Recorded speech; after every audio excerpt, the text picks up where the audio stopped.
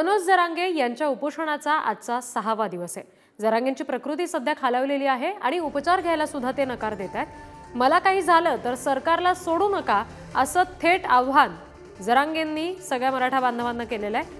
आजच जरांगेंची भूमिका स्पष्ट करण्याचे हायकोर्टाचे आदेश आहेत। मागण्या पूर्ण होऊन सुद्धा उपोषण कशासाठी हा सवाल थेट कोर्टाने उपस्थित केलाय।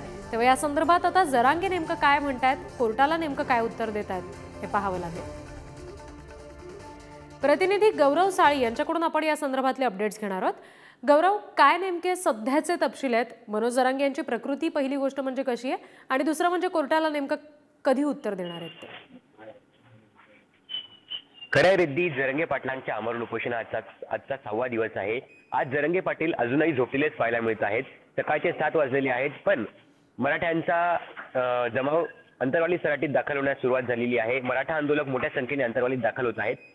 आज शिष्टमंडळ देखील येण्याची शक्यता वर्तवली जात आहे। काल रात्रीपासूनच अशी कुणकुण ऐकायला मिळत होती की आज शिष्टमंडळ येणार आहे, मात्र याबाबत अद्याप कुठली स्पष्टता झालेली नाहीये।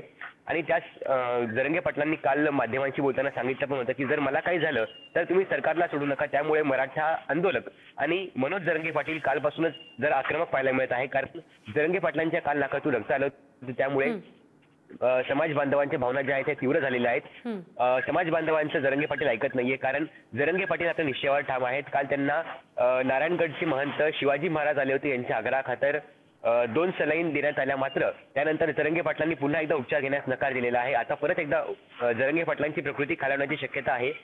समाज बांधव जरांगेंना वारंवार विनंती करताय की तुम्ही असं करू नका, आम्हाला तुम्ही पाहिजेत, आरक्षण तर पाहिजेच, परंतु आम्हाला तुम्ही देखील हवेत। मात्र जरांगे पाटील आपल्या भूमिकेवर ठाम आहेत। दरम्यान आज जर शिष्टमंडळ आलं तर यातून काही ना काही सकारात्मक तोडगा निघण्याची शक्यता आहे, मात्र शिष्टमंडळ येणार की नाही अद्याप याबाबत कुठलीही स्पष्टता नाहीये। मात्र गौरव, जर मनोज जरांगे यांची प्रकृती सध्या खालावतीये, ते जर उपचार घेत नसतील आणि त्यांनी जर थेट आव्हान सुद्धा केलं असेल सगळ्या मराठा बांधवांना, तर त्या दृष्टीने सध्या अंतरवालीत काय परिस्थिती आहे?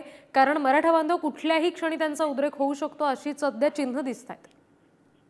खरे रेड्डी जरांगे पाटलांच्या पतीने सुद्धा काल आपल्याला सांगितलं होतं की यांच्या जर तब्येतीला काही झालं तर मराठ्यांना उद्रेक केल्याशिवाय दुसरा कोणताही पर्याय राहणार नाहीये। कारण हा जो लढा आहे मराठा आरक्षणाचा, हा गेल्या 75 वर्षांचा लढा आहे, 70-75 वर्षांचा लढा आहे। आणि जरांगे पाटील मागील 4.5-5 महिन्यांपासून 6 महिन्यांपासून उपोषणाला बसलेत, साखळी उपोषण करतायत, त्यांचे दौरे सुरू आहेत। मात्र सरकार अद्याप याबाबत कुठलीही स्पष्ट भूमिका घेत नाहीये, मराठा आरक्षणाचा मार्ग मोकळा करत नाहीये।